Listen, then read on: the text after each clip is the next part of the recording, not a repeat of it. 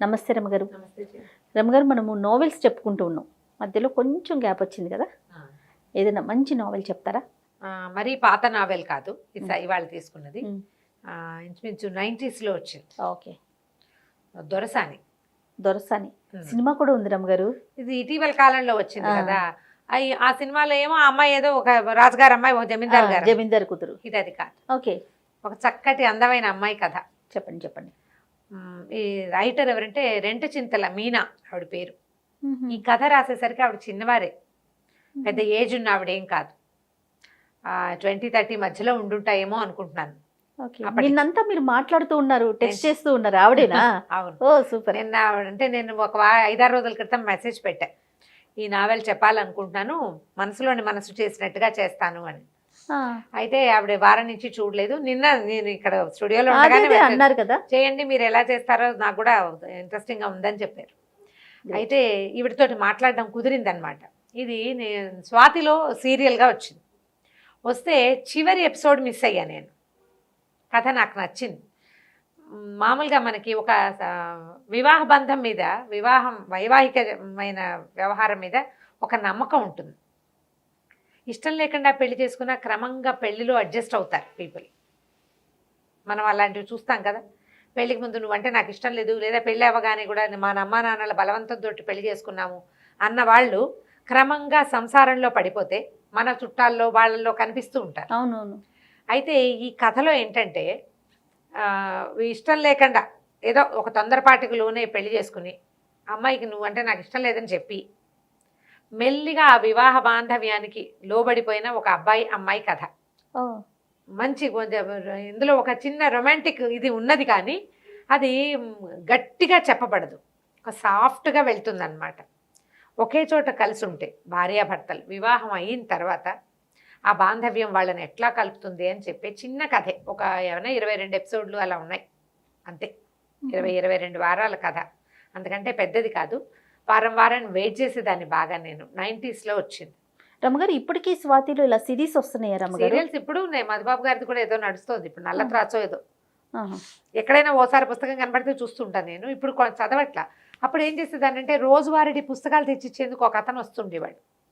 నెలకి ఇంత డబ్బులు కట్టేవాళ్ళం. ప్రతిరోజు వీక్లీ ఏదో ఒక వీక్లీ చతుర, విపుల అవి వచ్చేవి, స్వాతి మంత్లీ వచ్చేది, స్వాతి వీక్లీ, ఆంధ్రజ్యోతి, అప్పుడు పుస్తకాలు ఉండేవి. నవ్య, తర్వాత ఏమో పల్లకి అవి కూడా వచ్చేవి. హాసం అనే ఒక పత్రిక అట్లా వస్తుండేవి. ఇప్పుడు ఒక 7-8 ఏళ్ళుగా ఆ మనిషి కుదరలేదు. నేను కూడా ఏవేవో రకరకాల వేరే వ్యవహారాల్లో పడిపోయి రెగ్యులర్ వీక్లీలు చదవటంలో. అయితే మీనా గారు కొంతకాలం క్రితం నాకు ఫేస్బుక్లో కలిశారు. నేను ఫేస్బుక్ పెట్టేసరికల్లా ఆవిడ రెస్పాండ్ అయ్యారు, నన్ను చూస్తున్నానని చెప్పారండి. ఓకే. ఇప్పుడు పెద్దగా కథలు అవి రాయట్లేదు, తక్కువ రాస్తున్నారు. రాస్తూ ఉండండి బాగుంటుందని అడిగాను, కానీ తర్వాత పెద్దగా ఆవిడతో నేను మాట్లాడలే. చాలా రోజుల తర్వాత నేను మెసేజ్ పెట్టి ఆవిడకి చేస్తాను. సూపర్, బాగుంటుంది కథ. ఇప్పటికి కూడా దొరుకుతుంది. దొరసాని పేరుతోటి, రెంట చింతల మీనా ఆవిడ పేరు. షూర్గా మీనా రెంట చింతల పేరుతోటి మీరు మనం ఫేస్బుక్లో కూడా వారిని చూడొచ్చు. స్క్రిప్ట్లో ఈ పుస్తకం దొరికింది నాకు. ఓహో. స్క్రిప్ట్ అనే యాప్ ఉంది. అది ఒక 4 రోజులు మనం ట్రై చేయొచ్చు, ఫ్రీ ట్రయల్ ఇస్తాడు. 4 రోజుల తర్వాత మనం బ్యాంక్ అకౌంట్ అన్ని అటాచ్ చేసేయాలి. నెలకి ఇంతని కట్ అవుతుంది. రెగ్యులర్గా ఏవో ఒక నావెల్స్, పుస్తకాలు పాతవి చదివేందుకు ఒక అవకాశం. ఆన్లైన్ చదవటమే. నేను చదువుతున్నా కదా, ఇప్పుడు ఆన్లైన్ చదవటం మీద నాతో డిస్కషన్ పెట్టకండి, నాకు వేరే అవకాశం లేదు, అందుకని అవే. అయితే ఈ స్క్రిప్ట్లో దొరికిన పుస్తకం, ఈ పుస్తకం దొరికాకే నేను వారితో కనెక్ట్ అయ్యాను. ఈ కథ ఏంటంటే జానకి అని ఒక అమ్మాయి. ఈ అమ్మాయి ఇంటీరియర్ డిజైనరు. అమ్మ, నాన్న, తమ్ముడు, నాయనమ్మ మంచి యాక్టివ్గా ఉంటారు. ఆవిడ బాగా ఈ పిల్లని అన్ని రకాలుగా చక్కగా చూసుకుంటారు. కథా ప్రారంభం మనకి ఎట్లా కనపడుతుందంటే జానకి, విహారీ భార్యాభర్తలు. విహారీకి GMగా ప్రమోషన్ వస్తుంది. ఇంటికి వెళ్తాడు. 2 పిల్లలు వాళ్ళకి. ఓ పిల్లాడు ఒక 4-5 క్లాసులు, 4వ క్లాస్ పిల్లాడు ఒకడు, చిన్న పిల్లాడు ఒక 5 ఏళ్లవాడు, అట్లా 2వ పిల్లాడు. వాడు ఎప్పుడు పక్కింట్లో ఆడుకుంటున్నట్టుగా చూపిస్తారు. మన దగ్గర కూడా ఉంటారు, అంతే పక్కింటికి వెళ్ళిపోతారు చూపిస్తారు. ఆ రోజు రాత్రి విహారీ అనుకుంటాడనమాట, తను ఆలోచిస్తాడు, 7-8 ఏళ్ల క్రితం ఈ జానకితో నేను క్షణం బతకలేను అనుకున్నాను, ఇప్పుడు జానకి లేకపోతే నేను క్షణం బతకలేనట్టుగా అయిపోయాను. కథ ఇట్లాగే మొదలవుతుంది. వీళ్ళకి పెళ్లి చేస్తారు. జానకికి, విహారీకి పెళ్ళి అవుతుంది. పెళ్ళైన 2వ రోజే, సెకండ్ డే, ఆ అత్త మావలకి అమ్మా నాన్నకి టీ తెస్తుంది జానకి. అప్పుడు విహారి అరుపులు వినపడతాయి ఆ అమ్మాయికి. నా పెళ్ళి నా గొంతు కోసేశారు, మీరు ఇట్లా మోసం చేశారు నన్ను అని చెప్పేసి అమ్మా నాన్నల మీద చెడామడా పోట్లాడతాడు. ఏం జరిగిందో అర్థం కాదు. వాళ్ళమ్మా నాన్న వీళ్ళమ్మా నాన్న ఇద్దరి మీద అరుస్తాడు, మీరు నన్ను మోసం చేశారు, మోసం చేసి పెళ్లి చేసేశారు. ఆ అమ్మాయి అప్పుడే వచ్చేసరికల్లా అతనికి ఏం చేయాలో అర్థం కాదు. ఈ అమ్మాయిని ఏమంటాడంటే, చీ నీ మొహం నేను చూడను, నువ్వంటే నాకు పరమసహ్యం అంటాడు. పిల్ల బిక్క చచ్చిపోతుంది, ఏం చేయాలో అర్థం కాదు, అసలు ఏం జరిగిందో తెలియదు. అతను వెళ్ళిపోయాక వాళ్ళమ్మా నాన్న వీళ్ళమ్మా నాన్న ఇద్దరు అమ్మాయికి చెప్తారు. వీళ్ళమ్మా నాన్న కూడా తెలుసు ఇతనికి ఇంతకు ముందే ఒక అమ్మాయితో ప్రేమ వ్యవహారం ఉంది, కళ్యాణి ఆ అమ్మాయి పేరు. అయితే ఆ అమ్మాయి నుంచి తప్పించారు ఇతన్ని అమ్మా నాన్న ప్లాన్డ్గా తప్పించి ఈమెనిచ్చి ఈ అమ్మాయిని ఇచ్చి పెళ్లి చేశారు. ఏమని చెప్పారు అని అడిగింది. ఈ అమ్మాయి ఏంటంటే మితభాషి, కొంచెం తక్కువ మాట్లాడుతుంది. ఏమని చెప్పారు అంటే, అమ్మాయికి బ్రెయిన్ ట్యూమర్ అని చెప్పాం, ఆ అమ్మాయికి ఏదో హెల్త్ ఇష్యూస్ ఉన్నాయి. అంతకుముందే వీళ్ళిద్దరికి చాలా గొడవలు ఉన్నాయి. ఎవరికి? కళ్యాణికి విహారికి గొడవలు ఉన్నాయి. ఈ అమ్మాయికి బ్రెయిన్ ట్యూమర్ అని తెలిసాక అయితే ఈ అమ్మాయి ఏమనుకుంటుంది, బ్రెయిన్ ట్యూమర్ అని తెలిస్తే ఇంకా అమ్మాయిని సపోర్ట్ చేయాలి కానీ వీడు పెళ్లి చేసుకోవటం ఏమిటి అనిపిస్తుంది ఈ పిల్లకి. అక్కడ జరిగిన వ్యవహారాలు ఏంటో వాళ్ళకి తెలియదు, ఈ అమ్మాయికి సరిగ్గా తెలియదు. అక్కడి నుంచి వాడు గట్టి గట్టిగా అరిచాడు కదా, నువ్వంటే నాకు అసహ్యం, నీ మొహం నేను జన్మలో చూడను అన్నాడు. అమ్మాయికి ఏం చేయాలో తెలియదు. వాళ్ళ అమ్మ నాన్న ఏమంటారు, ప్రేమంగా సర్దుకుంటుంది అనుకున్నాము, మెల్లిగా చూద్దాం, నీకు ఇష్టం లేకపోతే డివోర్స్ తీసుకుంది. కానీ ఆ మాట అంటే నిన్న పెళ్ళయింది ఇవాళ డివోర్స్ అంటే అదేదో చేయకుండా ఉండాల్సింది కదా కదా. వీడు ఇట్లా రియాక్ట్ అవుతాడు అనుకోలేదు. పెళ్ళైన 2వ రోజే వాడికి నిజం తెలిసిపోయింది ఆ అబ్బాయికి. సరే ఏం చేస్తుంది, బిక్కమొహం వేసుకుని కూర్చుంటుంది. సరే లోపలికి వెళ్తే వాళ్ళ నాయనమ్మ ఏమంటుంది, వాళ్ళ నాన్న కొంచెం ఆలోచించు, డివోర్స్ తొందరపడద్దు, ఆలోచించమంటాడు. ఇవి పెద్దగా జానకి వాళ్ళ నాన్న లెంగ్దీగా సంభాషణలు ఉండవు, కొంచెం సింపుల్గానే ఉంటాయి. ఆలోచించు, నిదానంగా చూద్దాం, కొంచెం టైం తీసుకుందాం, డివోర్స్ తీసుకోవచ్చు కానీ దానికి తొందరపడటం ఎందుకు, ఇప్పుడే నేనే కదా పెళ్ళైంది, కొంచెం సమయం ఇస్తే ఇవన్నీ సర్దుబాటు కావచ్చు. మాకు తెలుసు విహారి చక్కటి వాడు, మంచి ఉద్యోగం, అమ్మ నాన్న చాలా మంచివాళ్ళు, ఒక్కడే కొడుకు, వాళ్ళు కూడా నీతో బాగా ఉంటారు, నీకు లైఫ్ బాగుంటుందని చేసాం. ఆ ఒకటేదో ఆ మాత్రం స్నేహాలు ప్రేమలు లేని వాళ్ళు ఎవరు ఈ రోజుల్లో. బాగుంది కదా ఆలోచన, బాగుంది. సరే అక్కడి నుంచి నాయనమ్మ ఏమంటుంది, నాయనమ్మ ఏదో సర్ది చెప్పడానికి ట్రై చేస్తుంది. ఏమంటుందంటే, మేము క్లబ్కి వెళ్తే ఆవిడ ఒక క్లబ్కి వెళ్తుంటారు, యూత్ క్లబ్, క్లబ్కి రమ్మంటుంది. నేను ఎందుకు రావాలి, నేను రాను, అయినా యూత్ అని పేరు పెట్టుకుని నిన్నెందుకు చేర్చుకున్నారు వాళ్ళంటే, అక్కడ రవి నిన్ను అడుగుతున్నాడు రమ్మంటుంది. ఆ రవి అనేవాడికి ప్రపోజ్ చేస్తారు నాయనమ్మ. అతను చెస్ బాగా ఆడతాడు ఆవిడతోటి. ఈవిడేమో అమ్మాయి ఏమందంటే, అమ్మ నీకు నచ్చేది ఏమైనా ఉందా, రవి నీతో చెస్ ఆడతాడు కాబట్టి నన్ను ఇచ్చి పెళ్లి చేయాలనుకుంటున్నావు అంతే కదండి, మరి నువ్వు విజయ్ని ఎందుకు చేసుకోవాలనుకున్నావు అని అడుగుతుంది. ఈ అమ్మాయి జీవితంలో కూడా ఒక అబ్బాయి ఉన్నాడు. ఆ అబ్బాయితోటి అమ్మాయికి ఒక సమస్య, అందుకని వదిలిపెట్టేసింది.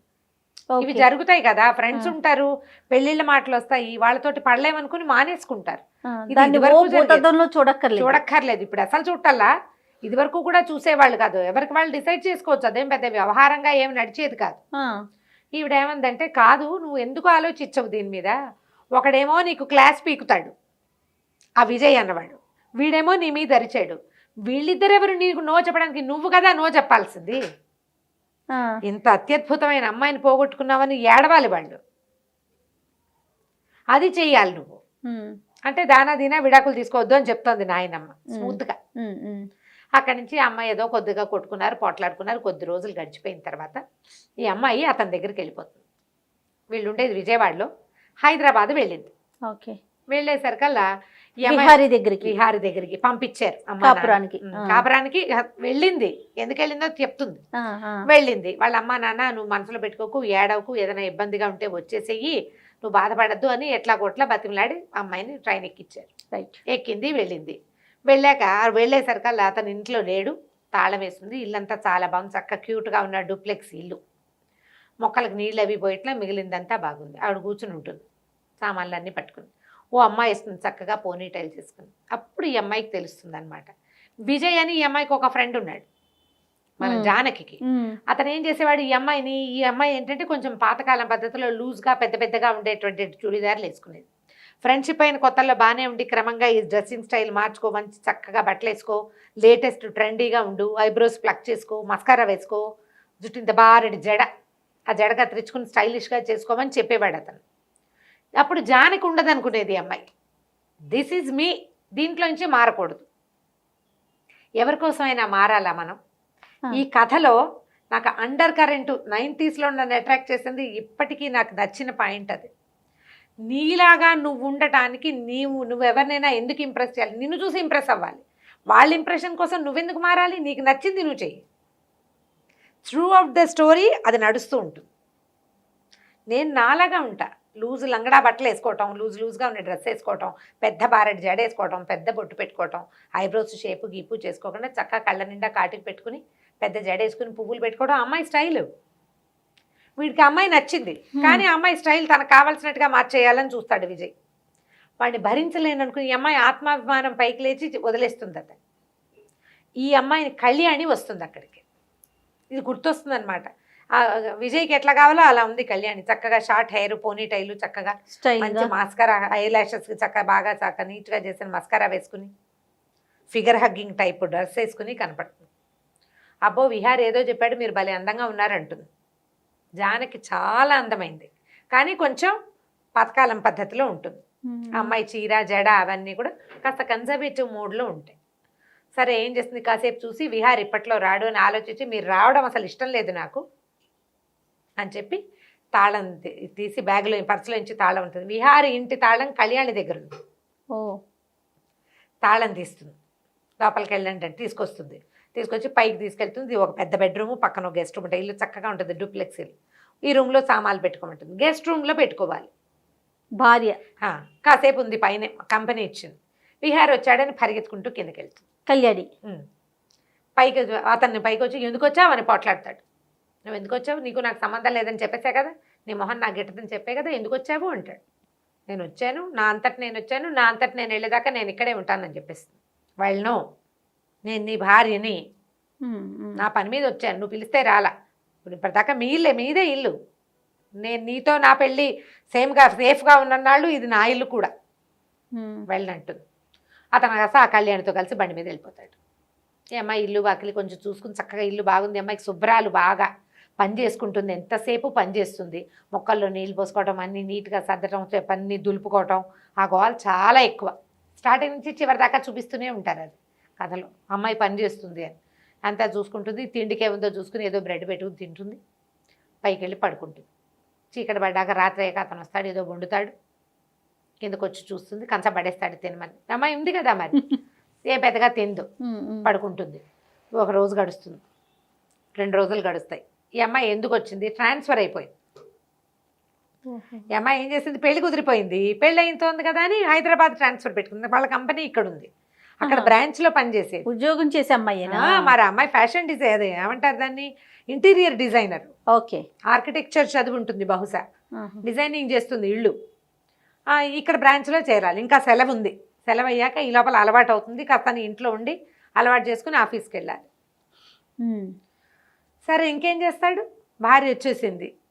ఈ లోపల ఏమవుతుంది, ఇతను ఒక కెమికల్ కంపెనీలో పనిచేస్తాడు, చాలా మంచి పోస్టులోనే ఉంటాడు. అయితే మేనేజర్ ఆయన ఎండి పిలుస్తాడు, మీ ఆవిడ వచ్చింది కదా, నువ్వు పెళ్ళాన్ని మా ఇంటికి తీసుకురమ్మంటాడు భోజనం. ఆయన రాఘవరత్న ఆయన పేరు. ఆయన భార్య కుమారుడు ఉంటారు, కూతురు కూడా ఉంది, కూతురుని చూపించారు కథలో. భోజనానికి తీసుకురమ్మంటే సరే ఏం చేస్తాడు మరి, ఈ అమ్మాయి పెళ్ళయింది, ఈ అమ్మాయి వచ్చింది, అవన్నీ ఆయనకు తెలుసు.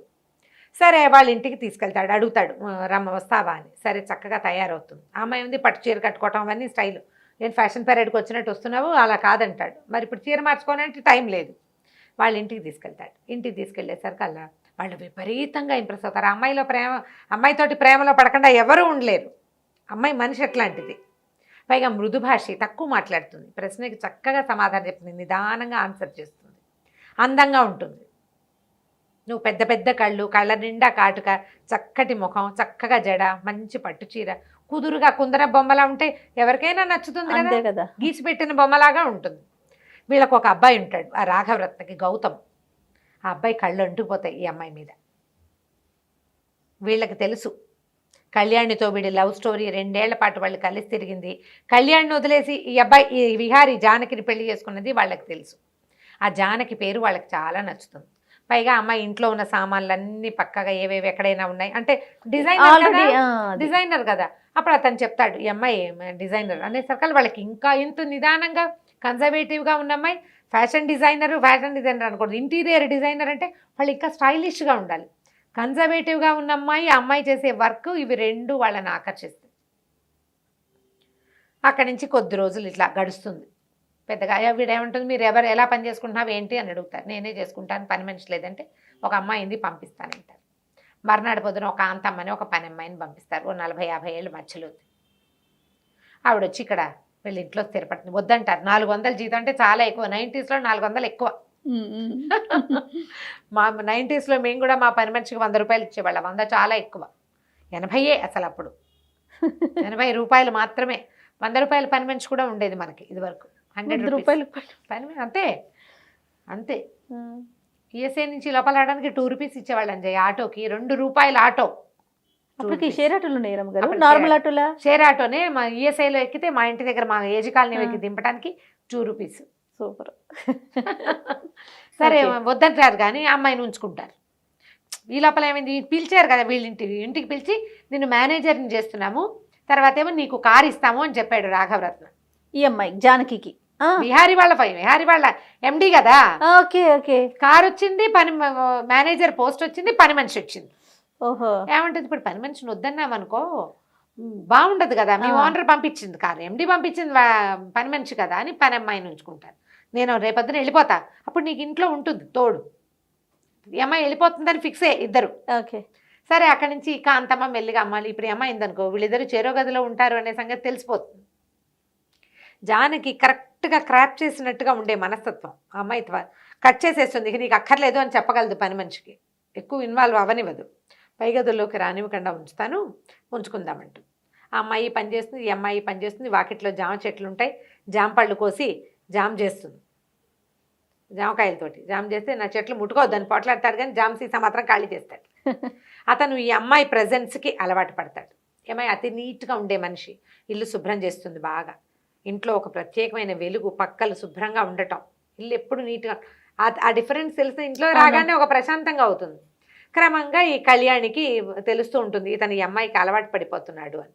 ఇంతలో ఏమవుతుంది, ఆఫీస్ ఆయన ఏమంటాడు, తాజ్లో పార్టీ ఇవ్వాలని చెప్తాడు. ఆఫీసు ఎండి నేను ఇస్తాను అని చెప్తాడు ఆయన. ఆఫీసులో మరి పెళ్లి చేసుకున్నావు, రిసెప్షన్ ఇవ్వద్దు. చచ్చినట్టు ఇతను తనే పార్టీ ఇవ్వడానికి ఒప్పుకుంటాడు. రాఘవరత్న వాళ్ళకి నా భార్య అని క్యాజువల్గా చెప్తాడు. ఈ జానకి మొదటి రోజు నుంచి భర్తతో ప్రేమలో పడుతుంది. తను ఒక హ్యాండ్సమ్గా ఉండే మంచి అబ్బాయి, పోట్లాటకోరు, కాస్త గయ్యమంటాడు. ఎవరో అమ్మాయితో ప్రేమలో ఉన్నాడు, కానీ వీడు నా మొగుడు అనే ఒక ఫీల్ ఉంటుంది కదా, ఇతను నా సొంతం అనే భావన, పెళ్ళి, అది ఆ ఫీలింగ్తో ఎంతసేపు అతని దగ్గర అతని మీద ఒక ఆకర్షణ ఉంటుంది. అమ్మాయికి చాలా ఆకర్షణ ఉంటుంది భర్త మీద. కథ అంతా జానకి మీద నడుస్తుంది. జానకి ఆకర్షణ ఉన్నట్టు చూపిస్తారు.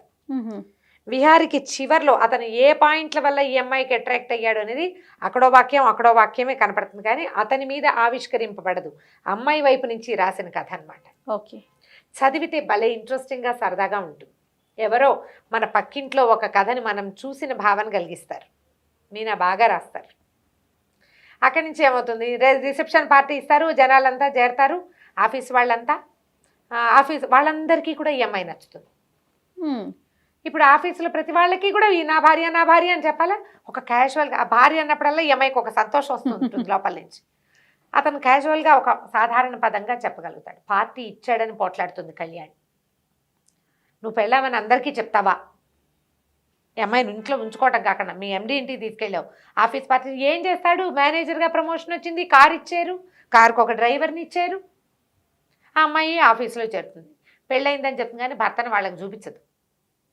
ఇతను వాళ్ళ ఆఫీస్కి రాడు, అతను కారు వాడుకోదు, నేను బస్సులోనే వెళ్తానంటుంది. మెల్లిగా రోజులు గడిస్తే ఓ రోజు వాళ్ళ అమ్మా నాన్న వస్తారు, 2 రోజులు ఉంటారు. అమ్మా నాన్న వస్తే మనం విడివిడిగా ఉంటున్నామనే విషయం తెలిసిపోతుంది. ఇప్పట్లో చెప్పకూడదు వాళ్ళకి. మెల్లిగా ఈ అమ్మాయి బెడ్ అతని రూమ్లోకి షిఫ్ట్ అవుతుంది. ఆ 2 డేస్ ఒక చిన్న క్లోజ్నెస్ వస్తుంది.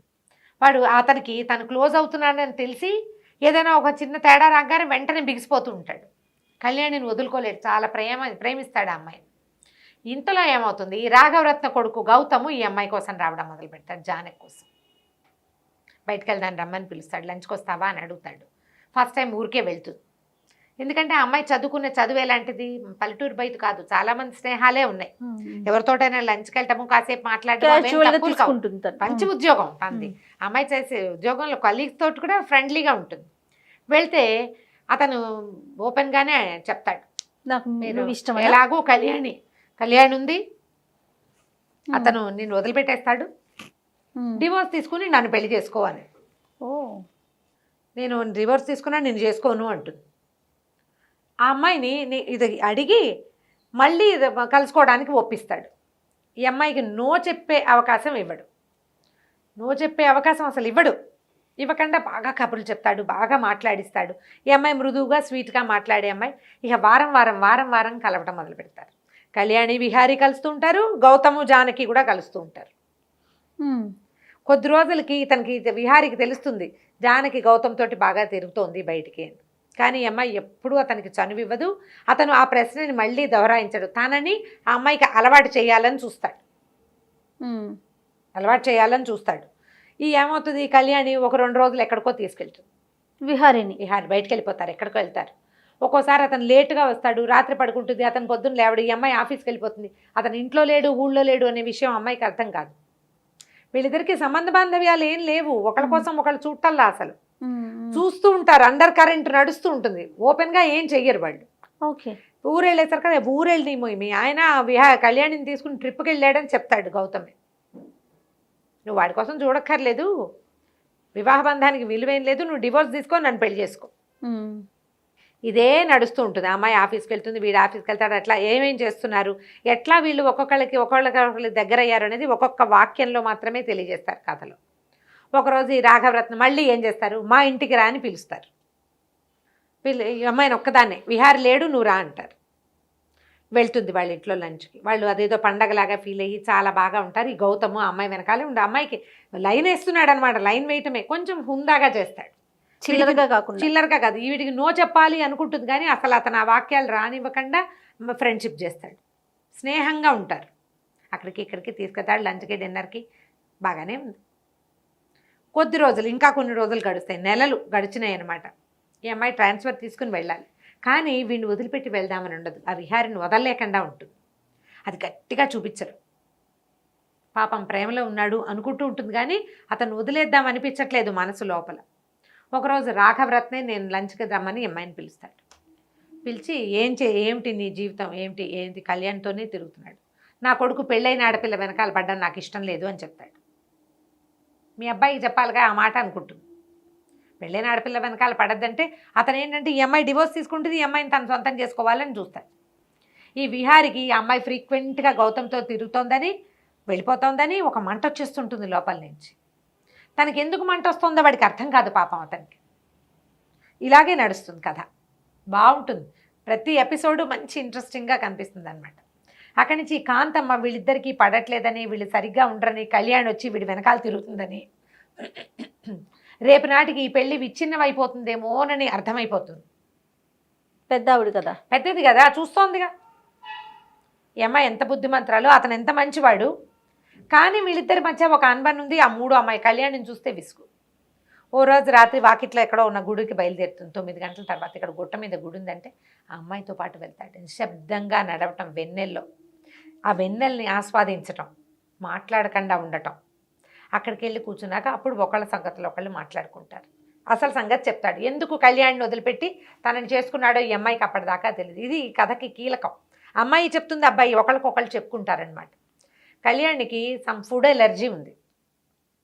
ఆ ఫుడ్ ఎలర్జీ ఏంటంటే ఆ ఫుడ్ తీసుకున్నప్పుడు ఆ అమ్మాయికి తెక్కొచ్చింది, పోట్లాడుతుంది, దుర్భాషలాడేస్తుంది. ఎందుకు అమ్మాయి ఇరిటేట్ అవుతుందో అమ్మాయికి తెలీదు, ఎవరికీ అర్థం కాదు.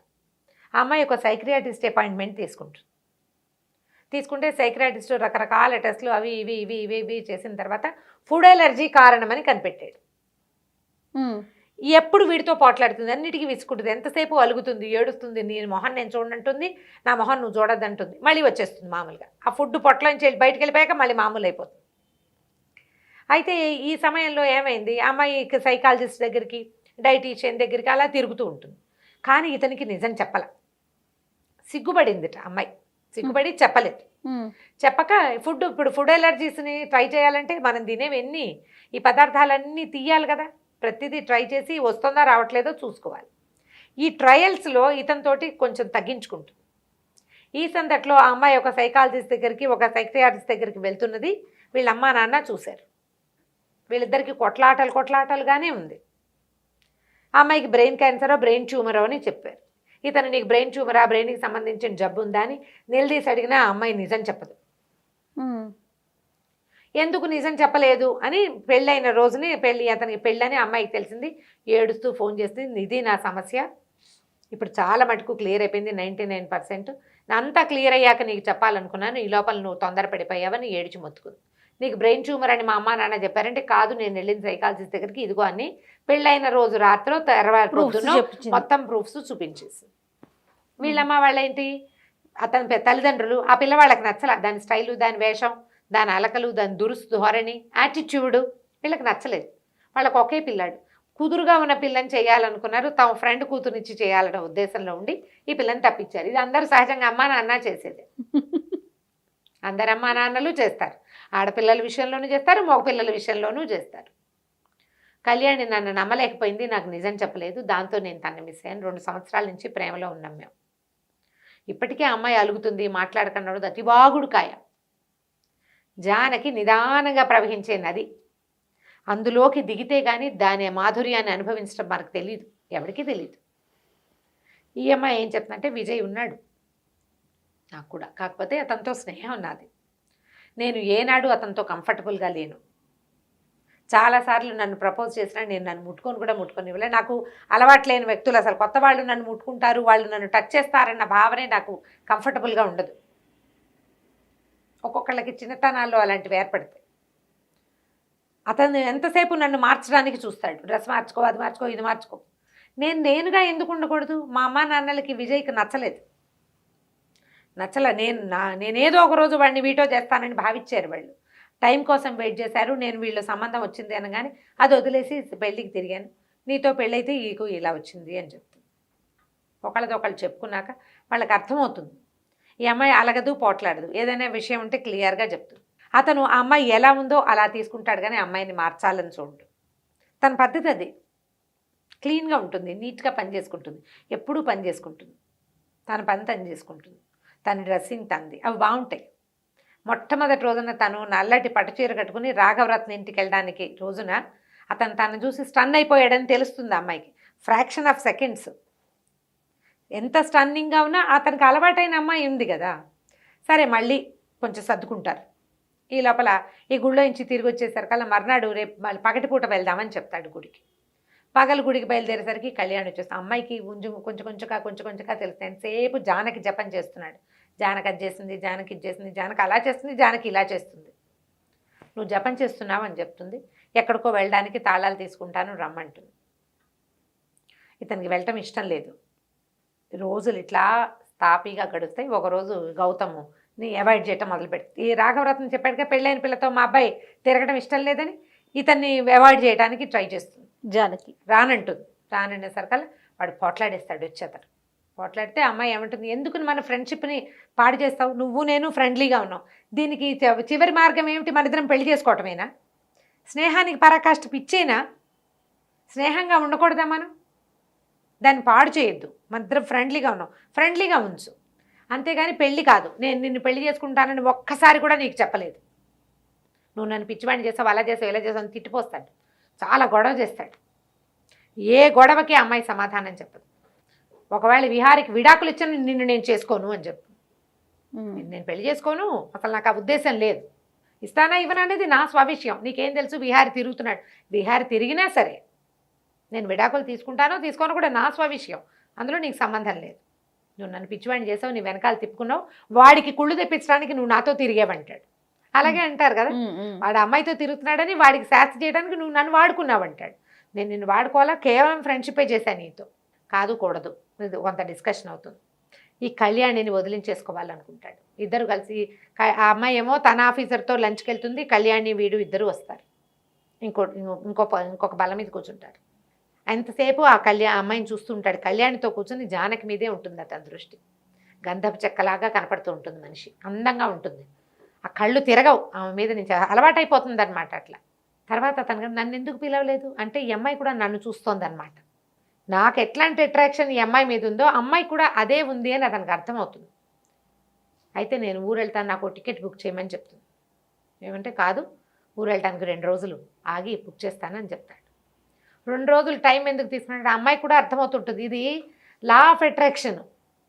అంతే. ఆ కథలో ఉన్న అండర్ కరెంట్ ఏంటంటే ఒక చోట ఉండటం కనుక మొదలు పెడితే, ఒకళ్ళ పద్ధతులు ఒకళ్ళని ఇంప్రెస్ చేయటం కనుక మొదలు పెడితే ఆటోమేటిక్గా మిగిలినవన్నీ అట్రాక్షన్స్ అన్నీ పోతాయి. ఈ కలిసి ఉండటం సహజీవనం ఉంది చూసావా, ఇది మనుషుల్ని దగ్గరికి లాగుతుంది. ఇందులో ఇంటిమసీ లేదు, క్లోజ్నెస్ లేదు, ఎవరి జీవితం వాళ్ళది, కానీ వాళ్ళిద్దరూ కలిసి ఉంటారు. ఒక అలవాటు అవుతుంది. మనం ఇలాంటి కథలు కొన్ని చూస్తూ ఉంటాం. అవును, అలవాటు తెలుస్తుంది, ఒకళ్ళనొకళ్ళు బాగా తెలుసుకోగలుగుతారు. నాకు కావాల్సింది ఇక్కడే ఉంది అని అర్థమవుతుంది. సరే కళ్యాణికి చెప్పేస్తాడు, నేను జానకిని వదిలిపెట్టి ఉండలేను, ఆమె నన్ను విపరీతంగా ఇంప్రెస్ చేసేసింది, కాబట్టి వెరీ సారీ, నేను నిన్ను పెళ్లి చేసుకోలేను. వాళ్ళ అమ్మా నాన్న కూడా వస్తారు, కళ్యాణి వాళ్ళ అమ్మా నాన్న వస్తారు. వాళ్ళు పెళ్ళి పెళ్ళి పెళ్ళి అంటారు. నీకు పెళ్ళయిందని మా అమ్మా నాన్నకి చెప్పద్దు అని గట్టిగా చెప్తుంది. చెప్పడు, కానీ పెళ్ళికి ఇట్లా అలా ఇస్తాడు. వాళ్ళు అడుగుతుంటే తర్వాత అంటాడు. ఈ జానకి ఏం చేస్తుంది, అతనికి ఆ గౌతమ్కి కూడా అర్థమవుతుంది క్లియర్గా, ఆలోచించుకుంటాడు. మా ఇంటికి వచ్చిన రోజున జానకి ఎలా మొగుడికి వేసి చూస్తోంది, అతను ఎట్లాంటి బట్టలు వేసుకున్నా ఆ భర్త మీదే ఆకర్షణ అమ్మాయికి. కొత్తగా పెళ్ళైన వాళ్ళు ఒకళ్ళనొకళ్ళు చూసుకునే చూపు విహారి చూడాల, కానీ జానకి కళ్ళన్నీ విహారి మీదే ఉన్నాయి. నన్ను చూడలేదు, నేనే పొరపాటు పడ్డాను. అమ్మాయి సామాన్యంగానే ఆ ఫ్రెండ్షిప్ చెడగొట్టుకోవటం ఇష్టం ఉండదు. ఇతన్ని అడుగుతాడు విహారికి, కొన్ని వాళ్ళిద్దరికి చిన్న సంభాషణ ఉంటుంది. నువ్వు ఏం చేస్తావు, ఏదో ఒకటి చేస్తానంటాడు. జానకిని బాధ మాత్రం పెట్టద్దు, బాధ పెట్టకు, అలాంటి వాళ్ళు దొరకరు. ఆమె నీ సొంతమైతే నీ అంత లక్కీ ఫెయిల్ ఇంకెవడు ఉండడని చెప్తాడు. వీడికి అర్థమవుతుంది ఈ అమ్మాయి ఇతన్ని రిజెక్ట్ చేసేసింది. పువ్వులు పంపిస్తాడు, క్షమాపణతో జానకి గారికి అని పంపిస్తాడు. ఎందుకు క్షమాపణలు అని అడుగుతాడు అనమాట విహారి. అడిగితే పెళ్ళి రిజెక్ట్ చేశాను, నేను అతన్ని చేసుకునే ఉద్దేశంతో ఇతనికి ఉత్సాహం వస్తుంది. ఈ అమ్మాయికి అతని మీద ఏ ఆసక్తి లేదు, తన మీదే ఉంది అని అర్థమవుతుంది. ఆ రోజు రాత్రి పరిగెత్తుకుంటూ ఇంటికి వస్తాడు. ఈ అమ్మాయికి ఆ ఇంట్లో ఉన్న కొన్ని ప్లేసులు అవి ఇష్టం, పారిజాత పువ్వులు రాలుతుంటాయి అని, మొక్కలు అవి ఇష్టపడే అమ్మాయి కదా, వాళ్ళిద్దరూ ఒకటైపోతారు. ఆ తర్వాత హాయిగా ఉంటారు. కళ్యాణి పెళ్లి చేసుకుంటుంది. ఆ కళ్యాణి పెళ్లి చేసుకుంది అనే మాట కథ మొదట్లోనే. కళ్యాణి వచ్చింది, నువ్వు అవాయిడ్ చేస్తున్నావని అంటోంది, మీరు అంటుంది, అవాయిడ్ చేస్తున్నాడని అంటోంది. వాళ్ళ ఆయన వాళ్ళని సంటిగాడి పుట్టినరోజుకి పిలుద్దామా అంటుంది. వాళ్ళతో ఫ్రెండ్షిప్ మెయింటైన్ చేస్తున్నారు వీళ్ళు హెల్దీగా. గౌతమ్ తోటి ఫ్రెండ్షిప్ మెయింటైన్ చేస్తారు హెల్దీగా. ఇవి ఫిజికల్ అట్రాక్షన్స్ తాత్కాలికమైనవి, మానసికమైన అట్రాక్షనే ఎక్కువ కాలం బతుకుతుంది. దీంతో కథ ఎండ్ చేసేస్తారు. ఎంత హాయిగా రొమాంటిక్గా సాగుతుంది, ఎక్కడా రొమాన్స్ కనపడదు మనకి. అండర్ కరెంట్ ఇది కనిపిస్తుంది. అమ్మాయిలు తమ ఆత్మాభిమానాన్ని కాపాడుకోవటం, పెళ్లి తీసుకునేటప్పుడు ఏవి తీసుకోవాలి, అసలు పెళ్ళికి కావాల్సింది ఏంటి అనే పాయింట్ మీదే స్టోరీ నడుస్తుంది. మీనా రెంట చింతల ఆవిడ రాసిన దోసాని. చాలా బాగుంది రమ్మగారు, కూల్గా ఉంది. పుస్తకం దొరికితే చదవండి, స్క్రిప్ట్లో దొరుకుతుంది తప్పకుండా. ఇప్పుడు నేను చెప్పిన కథే కొంచెం లెంగ్దీగా ఒక 23 వారాలు ఏమో వచ్చిందని జ్ఞాపకం నాకు. చక్కగా ఉంటుంది, హాయిగా కూల్గా చదివచ్చు. భాష మన భాషే, లేటెస్ట్ సంభాషణలు కూడా కొన్ని ఉంటాయి, బ్రహ్మాండంగా ఉంటుంది. ప్రయత్నం చేసి చూడండి పుస్తకం కోసం. తప్పకుండా అండి. నమస్తే. నమస్తే.